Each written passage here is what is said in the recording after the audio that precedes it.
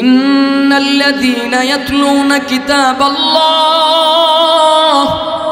ওয়া আকামুস সালাহ ওয়া আনফাকু মিম্মা রাযাকনাহুম সিররান ওয়া আলানিয়াতান ইয়ারজুনা তিজারাতান লান তাবুর।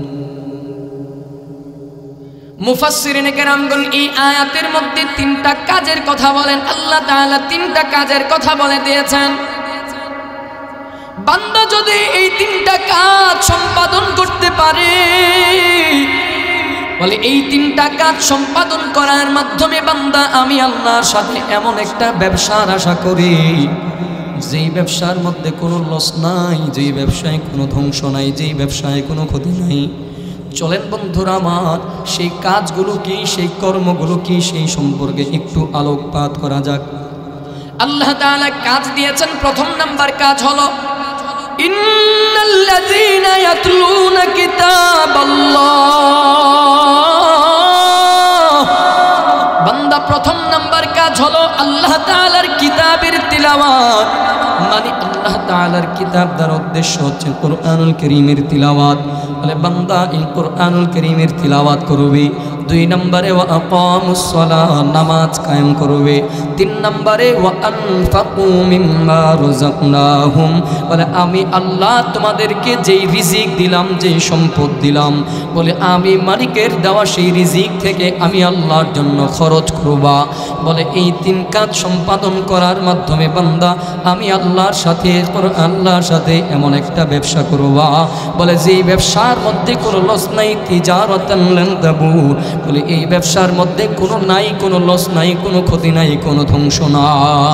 চলেন তাহলে প্রথম নাম্বার কাজ হলো কোরআনুল কারীমের তিলাওয়াত। এ বাবা, কোরআনুল কারীমের তিলাওয়াত বড় দামি একটা ইবাদত। এই যে আমাদের কামারবাগ হাফিজিয়া মাদ্রাসার বাচ্চাদেরকে নুরানি মক্তবের মধ্যে পড়ানো হয়। قال رسول الله صلى الله عليه وسلم أفضل العبادة تلاوة القرآن। رسول كريم صلى الله عليه وسلم বলেন কোরআনুল কারীমের তিলাওয়াত এটা নফল ইবাদতের মধ্যে সবচেয়ে বড় দামি একটা ইবাদত, উত্তম একটা ইবাদত। এই কোরআনুল কারীমটা কেন এত দামি ইবাদত জানো?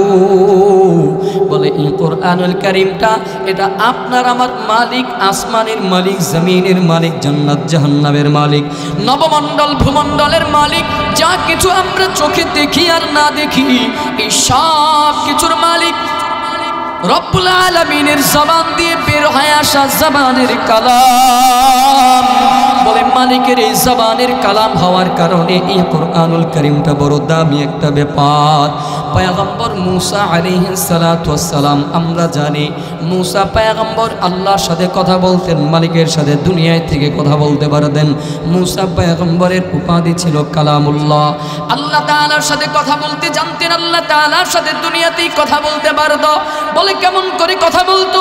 বলে মালিকের সাথে কথা বলতে হলে নির্দিষ্ট জায়গার মধ্যে যাওয়া লাগবে, নির্দিষ্ট সময়ের মধ্যে যাওয়া লাগবে, নির্দিষ্ট এরিয়ার মধ্যে যাওয়া লাগবে।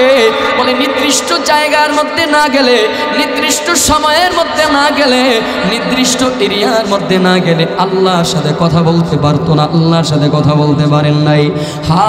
পয়গম্বর মূসা আল্লাহ তাআলার কাছে জানতে চায়, মালিক আমার পরে দুনিয়াতে আর কেউ কি আসবে যে আপনার সাথে এভাবে সরাসরি কথা বলতে পারবে? আল্লাহ জানায় দেয়, মূসা রে তুমি আমি আল্লাহর সাথে কথা বলো, তবে হ্যাঁ কথা বলার জন্য নির্দিষ্ট জায়গার মধ্যে আসো, নির্দিষ্ট সীমানার মধ্যে আসো, নির্দিষ্ট এরিয়ার মধ্যে আসা লাগে। সময় অতিক্রান্ত হয়ে গেলে কথা বলতে পারো না, জায়গা পর্যন্ত না আসলে কথা বলতে পারো না। হে মূসা ভালো করে জেনে নাও, আমি তোমার পরে একটা জাতিকে পাঠাবো, যেই জাতিটা ইচ্ছা পোষণ করলেই সময় লাগবে না, মুহূর্তে লাগবে না, যখন ইচ্ছা আমি আল্লাহর সাথে কথা বলতে পারবে। পয়গম্বর মূসা জানতে চায়, মালিক তারা কারা?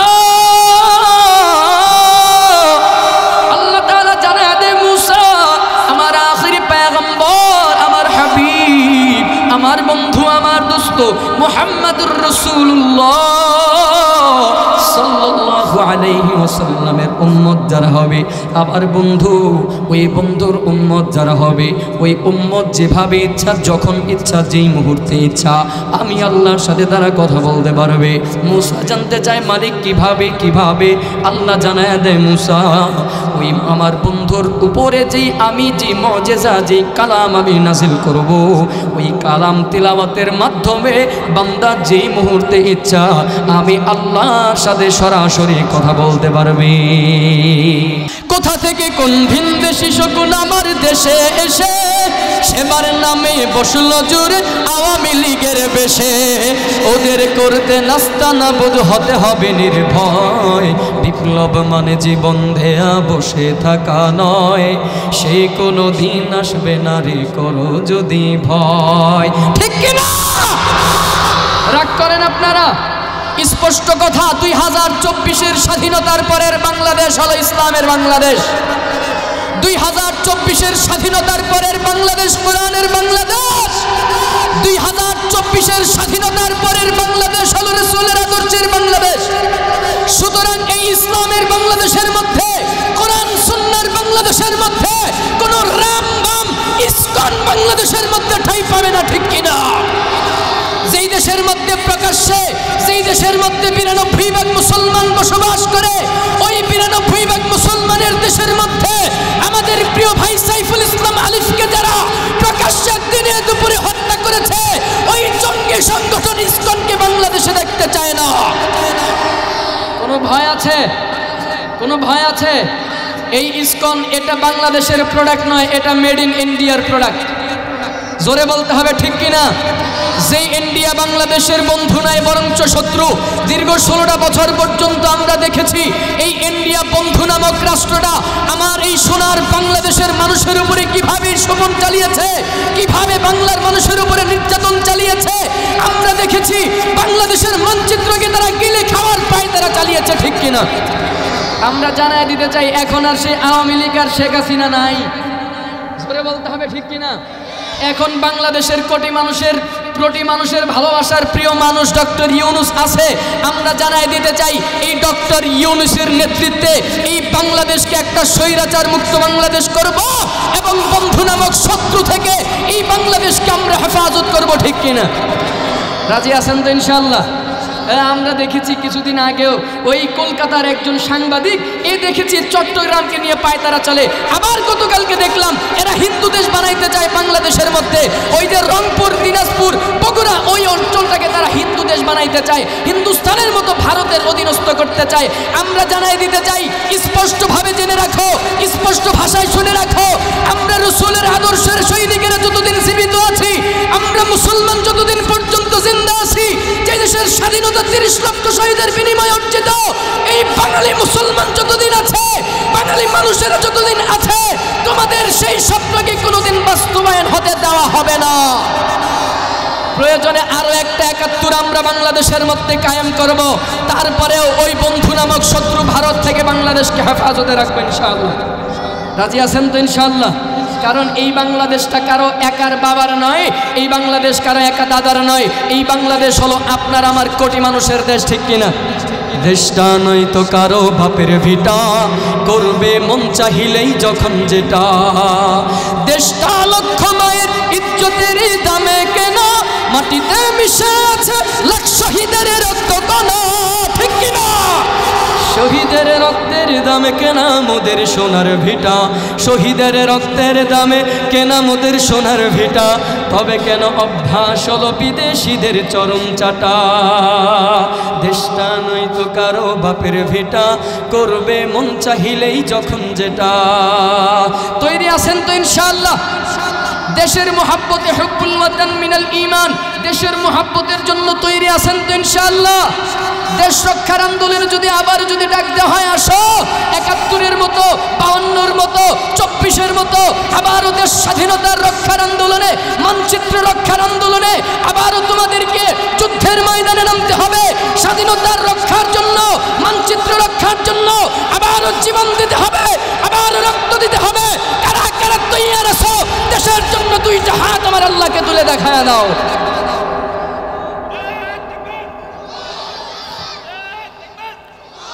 রাজি আছেন তো ইনশাআল্লাহ? আল্লাহ কবুল করুক, পড়েন আমিন। একটু আওয়াজ দিতে হবে, পারবেন ইনশাল্লাহ? এই আওয়াজটা থাকবে তো ইনশাল্লাহ? আপনারা থাকবেন না ভাগবেন? কারা কারা ভাগবেন তো হাত তুলে দেখান। শুরুতেই চলে যাবেন, ইনশাল্লাহ থাকবেন তো? এবার কারা কারা থাকবেন আবারও হাত তুলে আল্লাহু আকবার বলেন।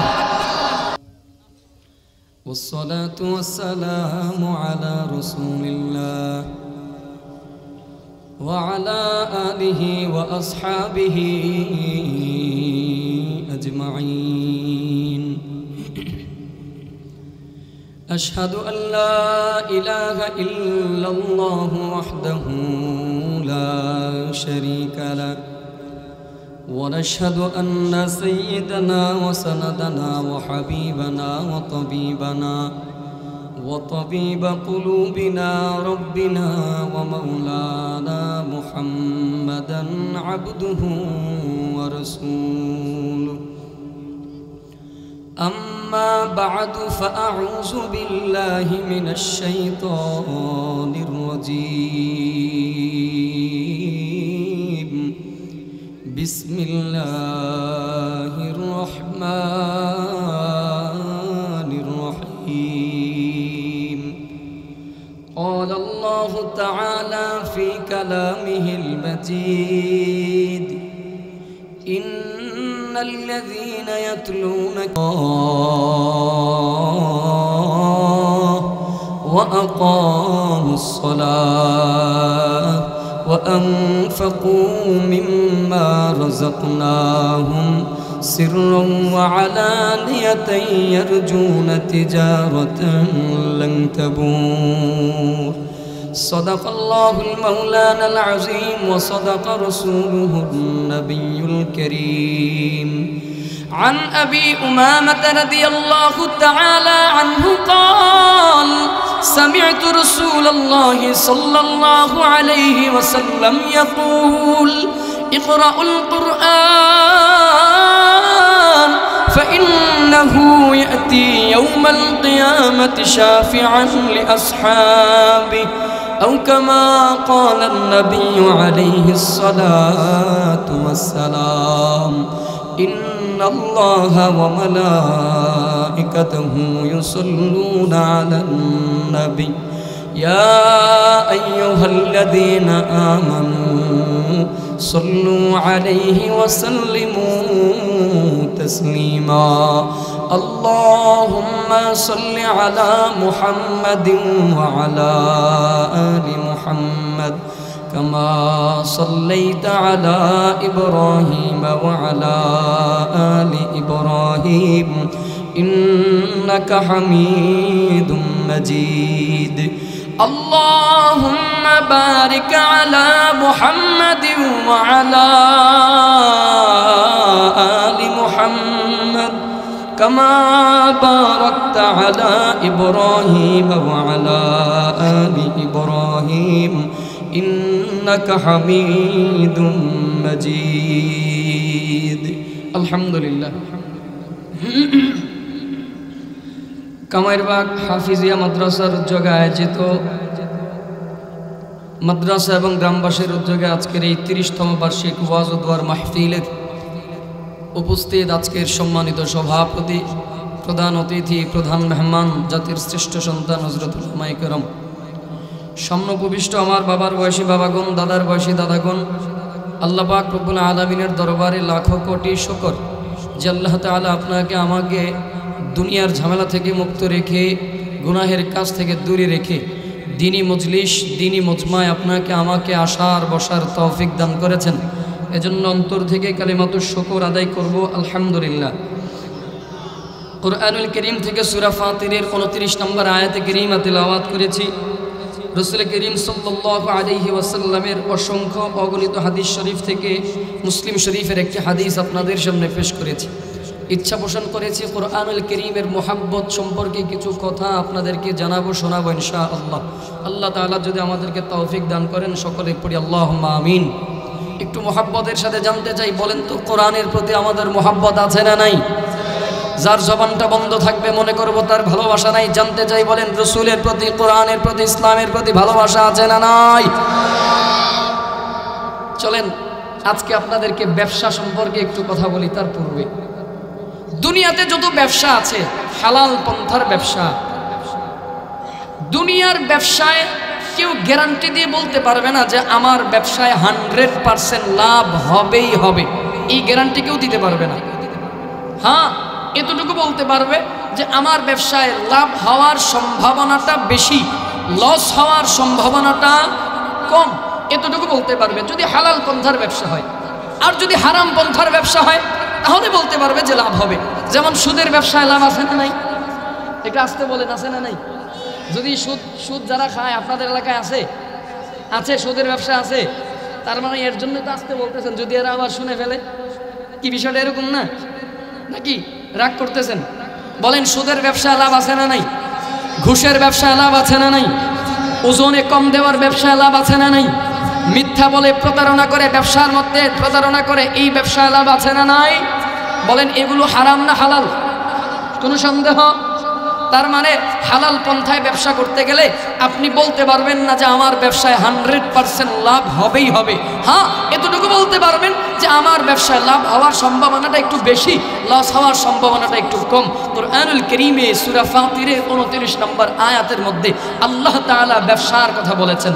আমরা জানি তিজারাতুন শব্দের অর্থ হচ্ছে ব্যবসা।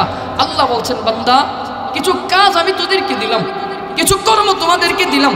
হ্যাঁ, এই কাজগুলো, এই কর্মগুলো যদি তোমরা সম্পাদন করতে পারো তো এই কর্ম সম্পাদন করার মাধ্যমে আমি আল্লাহর সাথে এমন একটা ব্যবসার আশা তোমরা করবা যেই ব্যবসায় কোনোদিন লস হবে না, যেই ব্যবসায় কোনোদিন ধ্বংস হবে না, যেই ব্যবসায় তোমাদের কোনোদিন ক্ষতি হবে না। একটু আওয়াজ করে পড়েন আল্লাহু আকবার।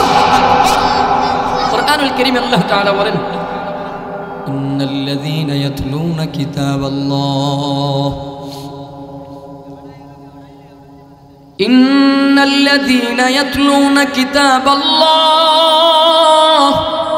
ওয়া আকামুস সালাহ ওয়া আনফাকু মিম্মা রাযাকনাহুম সিররান ওয়া আলানিয়াতান ইয়ারজুনা তিজারাতান লান তাবুর। মুফাসসিরিনে কেরামগণ এই আয়াতের মধ্যে 3টা কাজের কথা বলেন। আল্লাহ তাআলা 3টা কাজের কথা বলে দিয়েছেন। বান্দা যদি এই 3টা কাজ সম্পাদন করতে পারে,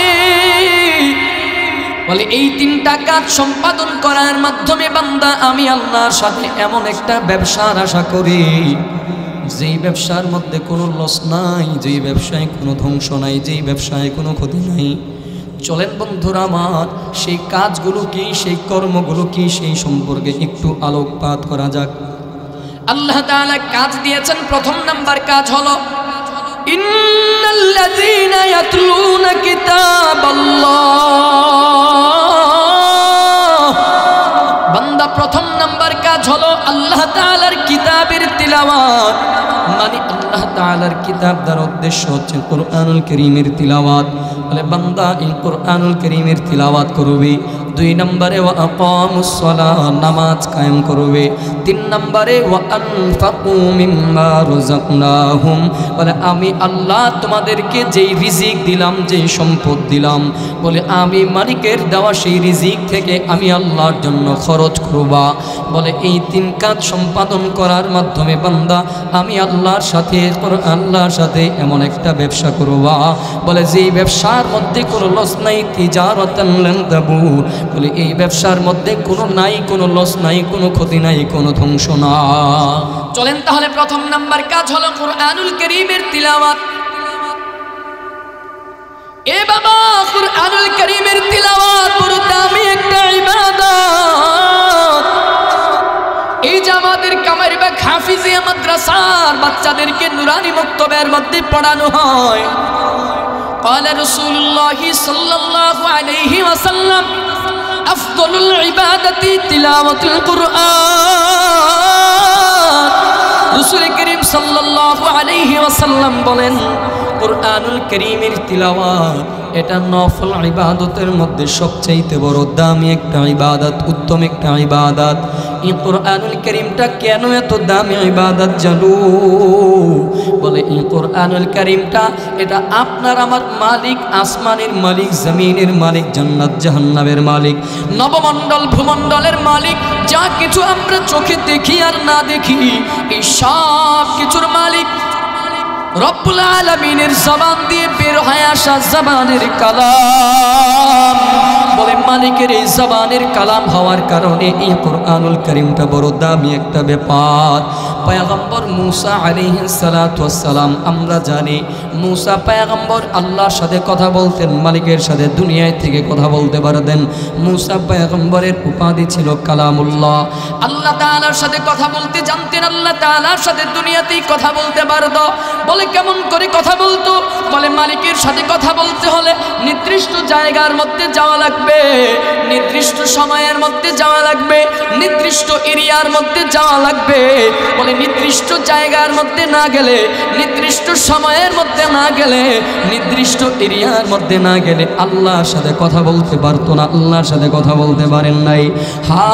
পয়গম্বর মুসা আল্লাহ তাআলার কাছে জানতে চায়, মালিক আমার পরে দুনিয়াতে আর কেউ কি আসবে যে আপনার সাথে এভাবে সরাসরি কথা বলতে পারবে? আল্লাহ জানায় দেয়, মুসা রে তুমি আমি আল্লাহর সাথে কথা বলো, তবে হ্যাঁ কথা বলার জন্য নির্দিষ্ট জায়গার মধ্যে আসো, নির্দিষ্ট সীমানার মধ্যে আসো, নির্দিষ্ট এরিয়ার মধ্যে আসা লাগে। সময় অতিক্রান্ত হয়ে গেলে কথা বলতে পারো না, জায়গা পর্যন্ত না আসলে কথা বলতে পারো না।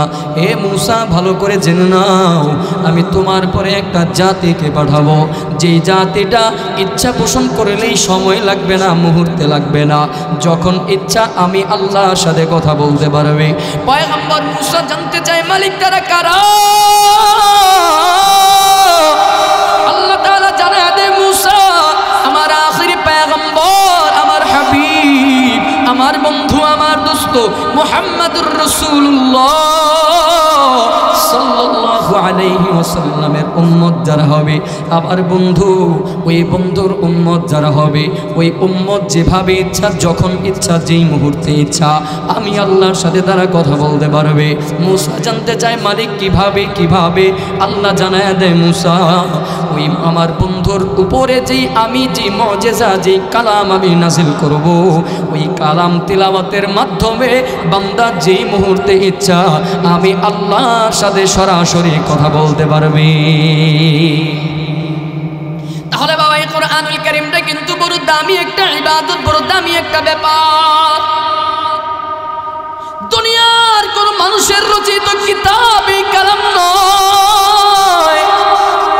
যালিকাল কিতাবু লা রাইবা ফীহি, আল্লাহ তাআলা জানায় দেয় এটা এমন একটা কিতাব, এমন একটা কিতাব যেই কিতাবের মধ্যে ভুল তো দূরের কথা, সন্দেহের অবকাশ মাত্র নাই। এটা এমন একটা কিতাব, কারণ কি বলে এটা আপনার আমার রবের, আপনার আমার মালিকের জবানের কালাম, আপনার আমার মালিকের জবানের কথা। এজন্য এই কোরআনুল কারীমটা বড় দামি একটা ব্যাপার, দামি একটা ব্যাপার। এ বন্ধুরা, আমরা তো আজকে মনে করি এই কোরআনটা হয়তো সাদা পাতার কালো অক্ষরের কালো কালির লেখা। না রে বাবা, না না, এই সাদা পাতার কালো কালির লেখাগুলো এটা দুনিয়ার কোনো কিতাব নয়, বলে আপনার আমার মালিকের জবানের কালাম, জবানের কথা। আজকে আপনি আমি কোরআনকে তো মুহাব্বত করতে জানি না, কোরআনকে তিলাওয়াত করতে জানি না। কোরআনের তিলাওয়াত শুধুমাত্র রমাদান মাস আসলেই করি, কোরআনের তিলাওয়াত শুধু রমাদান মাস আসলেই করা হয়, অথচ রমজান মাস বিদায় হয়ে গেলে এই কোরআনুল কারীমটাকে বড় দামি একটা গিলাফে মুড়াইয়া বড় সুন্দর করে, বড় যত্ন করে, আদর করে বড় দামি একটা জায়গার মধ্যে রেখে দেই। দিন কি দিন চলে যায়, সপ্তাহ কি সপ্তাহ চলে যায়, মাস কি মাস চলে যায়, এই কোরআনটাকে তিলাওয়াত করার মতো সময় সুযোগ আমাদের হয় না।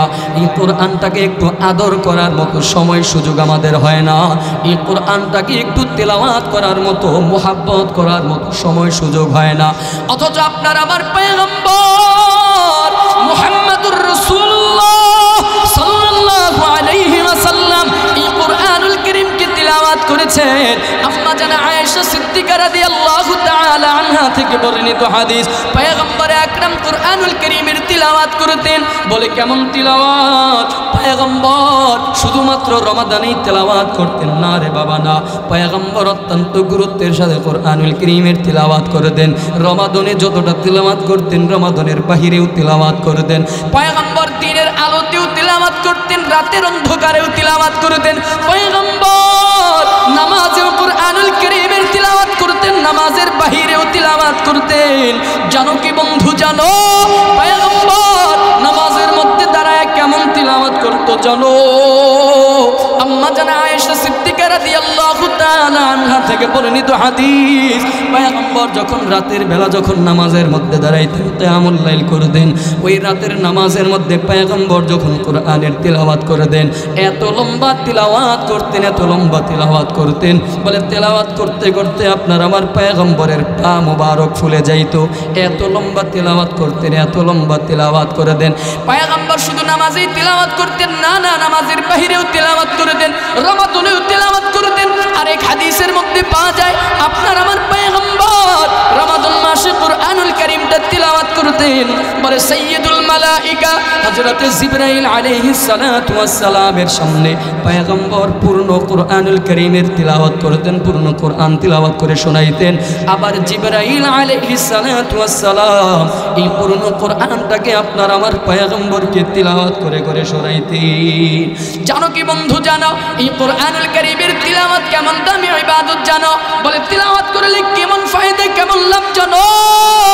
আন আব্দুল্লাহ ইবনে মাসউদ রাদিয়াল্লাহু তাআলা আনহু قال قال رسول الله صلى الله عليه وسلم من قرأ حرفا في كتاب الله فله به حسنة والحسنة بعشر أمثالها لا أقول ألف لام ميم حرف ولكن ألف حرف ولام حرف وميم حرف আব্দুল্লাহ ইবনে মাসউদ রাদিয়াল্লাহু তাআলা আনহু থেকে বর্ণিত, তিনি বলেন পয়গম্বর আকরাম সাল্লাল্লাহু আলাইহি ওয়াসাল্লাম বলেছেন, রাসূলের জবানের হাদিস, বলে পয়গম্বরের জামিউ তিরমিজির হাদিস, পয়গম্বর আকরাম সাল্লাল্লাহু আলাইহি ওয়াসাল্লাম বলেন মান ক্বারা হারফান ফি কিতাবিল্লাহ, বলে যেই ব্যক্তি আল্লাহ তাআলার কুরআনুল কারীম থেকে একটা হরফ তিলাওয়াত করবে, একটা হরফ পাঠ করবে, পয়গম্বর বলেন ফালাহু বিহি হাসানা, বলে তার জন্য একটা উত্তম প্রতিদান রয়েছে, উত্তম বিনিময় রয়েছে। রাসূল বলেন ওয়াল হাসানাতু বিআশরি আমসালিহা, বলে একটা বিনিময় ইকুয়াল টু সমান সমান 10টা নেকি। আল্লাহু আকবার বলেন। রাসূল বলেন তার মানে হলো যেই মানুষটা কুরআনুল কারীম থেকে একটা হরফ তিলাওয়াত করবে, ওই একটা হরফের বিনিময়ে আল্লাহ তাআলা ওই বান্দার আমলনামার মধ্যে 10টা নেকি উঠায়া দেয়। এ বন্ধুরা আমার, জানো পয়গম্বর বলেন লা আকুলু আলিফ লাম মিম হারফুন, রাসূল বলছেন আমি বলছি না, আমি বলছি না আলিফ লাম মিম তিনটা মিলে একটি হরফ, ওয়ালাকিন আলিফুন হরফ, বরঞ্চ আলিফ একটা হরফ, ওয়া লামুন হরফ, বরঞ্চ লাম একটা হরফ, ওয়া মিমুন হরফ, বরঞ্চ মিম একটা হরফ। তার মানে হলো কেউ যদি কুরআনুল কারীমের থেকে আলিফ লাম মিম এই একটা হরফ তিলাওয়াত করে, এই শব্দটা তিলাওয়াত করে, আল্লাহ তাআলা ওই বান্দার আমলনামার মধ্যে 30টা নেকি উঠায়া দেয়। তাহলে বলেন কোরআন তিলাওয়াত করলে লাভ নাকি লস? কেউ যদি বলে আলিফ এতটুকু তিলাওয়াত করা হলো, সঙ্গে সঙ্গে আমলনামার মধ্যে 10টা নেকি উঠে যায়। কেউ যদি বলেন লাম, সঙ্গে সঙ্গে 10টা নেকি উঠে যায়। কেউ যদি বলেন মিম, সঙ্গে সঙ্গে 10টা নেকি তার আমলনামার মধ্যে উঠে যায়। এ বন্ধু, আমাদের দেশে মাঝে মাঝে কিছু মুফতি সাহেব দেখবেন, কিছু ফতুয়াবাজ, কিছু আলেম দেখবেন, ওরা ফতুয়া দেয়, কিছু কিছু মুফতি সাহেবানগণ ফতুয়া প্রদান করে। কি ফতুয়া, কি ফতুয়া? এরা বলতে চায় কেউ যদি কুরআনুল কারীম যদি অর্থ না বুঝে তেলাওয়াত করে, অর্থ না বুঝে তেলাওয়াত করলে ওই তেলাওয়াতের দ্বারা কোনো ফায়দা নাই, ওই তেলাওয়াতে কোনো লাভ নাই। তাহলে আমাদের জানার ব্যাপার হলো, কেউ যদি বলে অর্থ না বুঝে তেলাওয়াত করলে কোনো ফায়দা নাই, আমাদের জানার ব্যাপার হলো, আমাদের জানার প্রশ্ন হলো রাসূলের হাদিস অনুযায়ী কুরআনুল কারীমের এই যে আয়াতগুলো রয়েছে আলিফ লাম মিম তাহা, কুরআনুল কারীমের বিভিন্ন সূরার শুরুতে আল্লাহ তাআলা এইভাবে কিছু কিছু আয়াত দিয়ে শুরু করেছেন, আলিফ লাম মিম তাহা হামিম ইয়াসিন, বলে এইভাবে কিছু আয়াত দিয়ে আল্লাহ তাআলা কোরআনুল কারীমটাকে শুরু করেছেন। একটু জানার ব্যাপার হলো, ওই মুফতি সাহেব যারা বলতে চায় অর্থ না বুঝে পড়লে কোনো লাভ নাই, আমাদেরকে একটু জানায়া দিবেন এই যে আলিফ লাম মিম তাহা ইয়াসিন হামিম, এই অর্থগুলো, এই আয়াতের অর্থগুলো কি আমাদের একটু জানা দরকার।